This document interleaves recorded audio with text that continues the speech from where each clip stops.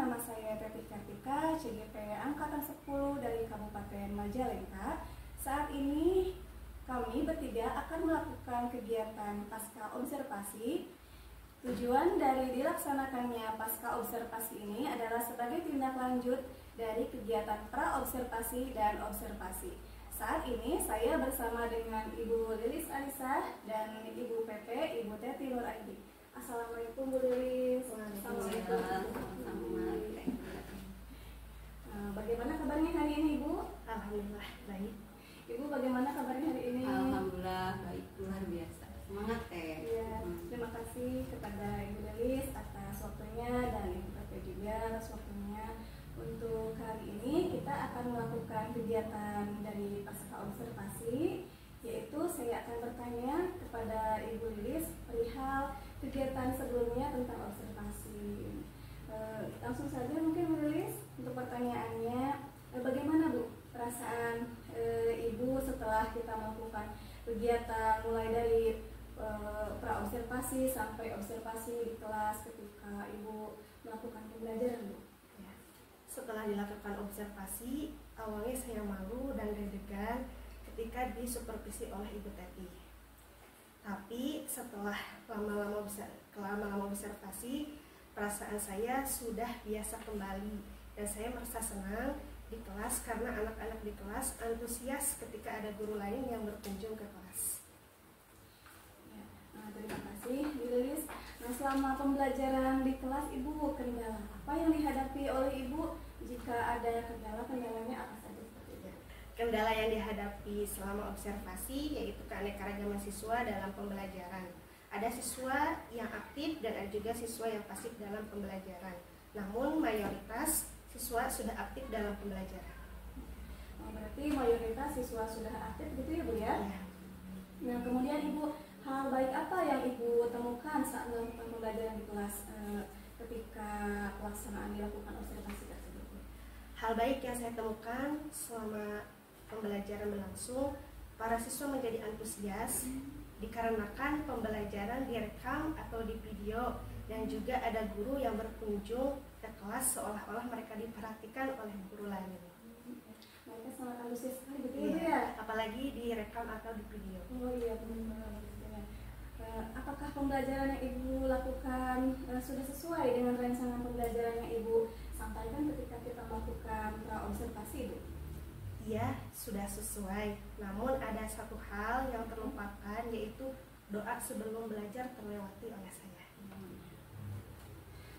Bagaimana saja dari rancangan pembelajaran Ibu yang sudah sesuai tersebut Bu?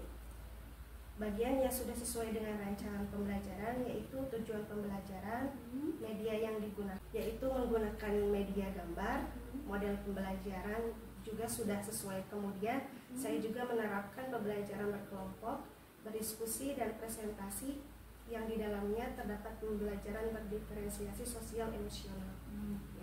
Berarti di dalam RPP tersebut sudah terdapat pembelajaran diferensiasi dan juga sosial emosionalnya begitu ya Bu? Ya. Selanjutnya Ibu, apa rencana tindak lanjut yang akan Ibu lakukan ke depannya? Tindak lanjut ke depannya saya harus lebih baik lagi ketika mengajar di kelas. Dan saya juga akan melakukan dokumentasi selama pembelajaran dan akan dibagikan di media sosial saya agar para siswa lebih antusias dalam pembelajaran. Jadi Ibu menemukan hal baik dari siswa tersebut sangat cocok sekali direkam seperti itu ya Bu ya, jadi sangat antusias untuk siswanya.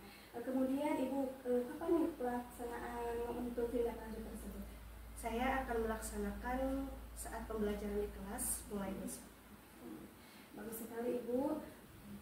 Kemudian Ibu, aktivitas pengembangan apa yang akan Ibu lakukan Bu? Aktivitas yang saya akan kembangkan yang pertama yaitu membaca literasi tentang siswa yang pasif, tentang strategi pembelajaran di kelas. Siswa yang pasif gitu ya, untuk literasi gitu ya. Tujuan yang hendak dicapainya apa Bu? Tujuannya yaitu agar anak di kelas itu yang pasif lebih aktif lagi dalam pembelajaran di kelas. Untuk anak supaya lebih aktif lagi seperti itu ya Bu. Nah, nanti untuk ukuran keberhasilannya seperti apa Bu? Ukuran keberhasilannya yaitu pembelajaran di kelas itu lebih aktif lagi dan lebih menyeluruh aktif kembali. Dari kegiatan yang akan Ibu lakukan, apakah Ibu memerlukan faktor pendukung? Kalau ada, seperti apa, Bu? Ya, faktor pendukung yang saya perlukan yaitu yang pertama dari media elektronik, itu laptop, HP, dan HP juga pasti memerlukan kuota. Jadi mungkin saya perlu pulsa juga. Kapan itu waktu pelaksanaannya, Bu, untuk literasi ini? Untuk literasi ya segera mungkin, karena literasi kan bisa dilaksanakan kapan saja. Ibu. Selanjutnya Ibu ada lagi tidak aktivitas pengembangan yang lainnya? Ya, aktivitas pengembangan yang lainnya lagi mungkin dari diklat. Mungkin saya akan laksanakan. Kebetulan pada bulan-bulan ini ada diklat TIK dari BKPSDM. Oh gitu ya Ibu. Apa tujuan yang hendak dicapai oleh Ibu dari kegiatan diklat ini? Yaitu untuk melatih dan menambah wawasan saya dalam pembelajaran di kelas. Untuk melatih wawasan Ibu nanti di kelas seperti itu ya Bu ya. Nah, untuk ukuran keberhasilannya Ibu ketika nanti misalkan Ibu mengikuti diklat dikatakan berhasil seperti itu, bagaimana Bu?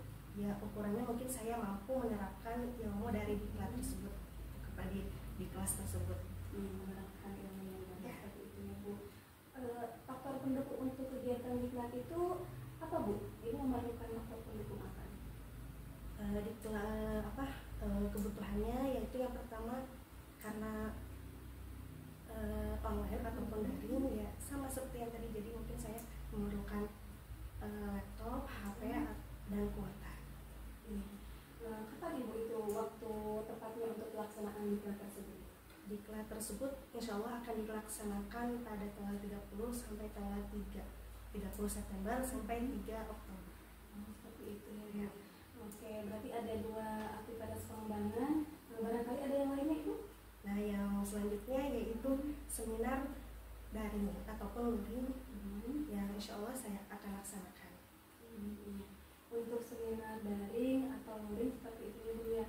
Nah, dari kegiatan seminar atau yang tadi Ibu sebutkan baiklah daring ataupun luring itu, apa tujuan yang ingin dicapai Ibu dari itu? Karena kebanyakan seminar itu membahas tentang kurikulum merdeka, mungkin saya akan lebih mengimplementasikan lagi tentang kurikulum merdeka. Untuk ukuran keberhasilannya Bu ketika Ibu melaksanakan kegiatan tersebut? Keberhasilannya mungkin dengan adanya model ataupun strategi pembelajaran di kelas yang saya akan terapkan di hasil dari diklat atau seminar tersebut. Nah, untuk faktor pendukungnya sendiri apa Bu kegiatan ini?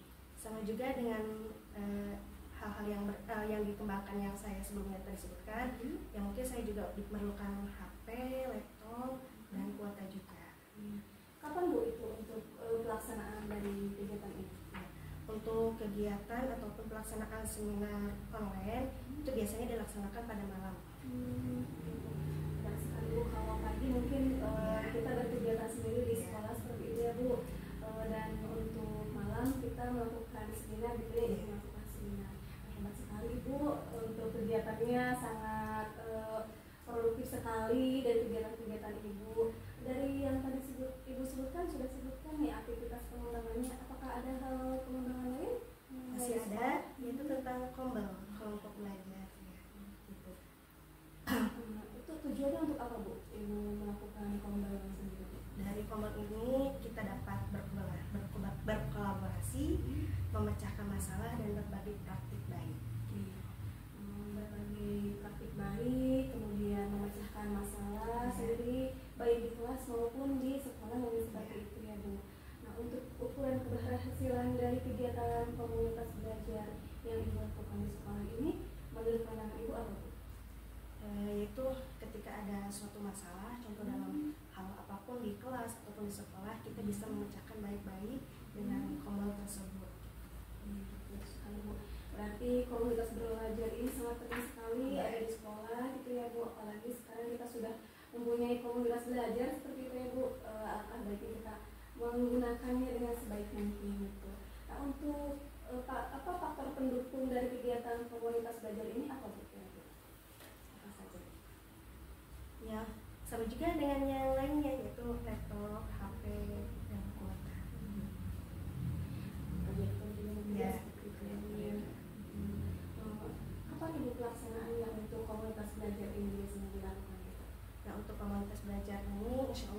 mungkin dilaksanakan.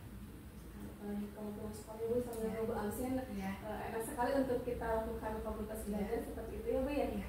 Oke, selanjutnya aktivitas pengembangan ada lagi? Barangkali aktivitas pengembangan yang lainnya Bu? Ada yang terakhir yaitu saya mungkin juga bisa berkolaborasi dengan Ibu Eti yang sebagai calon guru penggerak. Jadi saya mungkin bisa berkolaborasi tentang strategi pembelajaran di kelas, tentang masalah-masalah yang di kelas yang saya hadapi juga. Berarti untuk aktivitas selanjutnya kita melakukan kolaborasi seperti itu ya Bu. Bukan hanya Ibu saja, mungkin saya juga perlu sekali berkolaborasi dengan Ibu sekali-kali waktu untuk berkunjung juga ke kelas saya, melakukan observasi di kelas saya, dan mungkin nanti murid-murid saya juga akan sangat antusias sama seperti di kelas Ibu. Ketika saya datang ke kelas Ibu, mereka sangat antusias sekali untuk dilakukan observasi, dilihat lagi pembelajarannya gitu ya Bu. Apalagi ketika ada on kamera, mungkin seperti itu ya Bu. Mereka sangat antusias sekali seperti itu Ibu. Ya, terima kasih Ibu. Nah, Ibu Lilis, bagaimana nih percakapan kita hari ini dari pasca observasi ini? Apa kesimpulan yang Ibu dapatkan dari percakapan bincang-bincang kita kali ini? Menurut saya kesimpulan kegiatan ini merasa senang setelah diobservasi atau disupervisi oleh Ibu Teti, dan saya merasa menambah wawasan ilmu saya dalam pembelajaran di kelas.